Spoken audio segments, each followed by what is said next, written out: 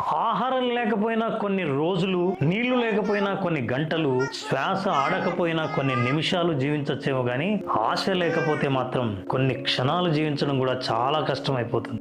ఒక చెరువులో నిండుగా చేపలు జీవిస్తూ ఉండేవి. ఒక సంవత్సరం వర్షాలు లేకపోవడం వల్ల చెరువులో నీళ్లు బాగా తగ్గిపోతూ వచ్చాయి. ఎంతగా తగ్గిపోయాయంటే చేపలు జీవించడానికి అవసరమైనన్ని కూడా నీళ్లు లేకుండా పోయాయి. ఇక తమ చావు ఖాయం అని నిర్ణయించుకున్నాయి చేపలన్నీ. ఈ లోపు చిన్న చేప మళ్ళీ వర్షం రావచ్చు, ఎదురు చూద్దాం అన్నది. మిగతా చేపలన్నీ నవ్వుకున్నాయి. ఇక్కడ దాకా వచ్చాక ఇక చావు తప్ప మరేం లేదు, నువ్వు మరీ మూర్ఖురాలిగా కనిపిస్తున్నావు అన్నాయి. మరిన్ని నీళ్లు తగ్గిపోవడంతో మిగతా చేపలు ఒక్కొక్కటిగా చనిపోవడం మొదలు పెట్టాయి. ఈ చిన్న చేప మాత్రం ఉన్న అతి కొద్ది నీళ్లలోనే ఆశను ఊపిరిగా నింపుకొని వర్షం కోసం ఎదురు చూస్తోంది. ఒక రోజు ఆకాశం మబ్బులతో నిండిపోయింది.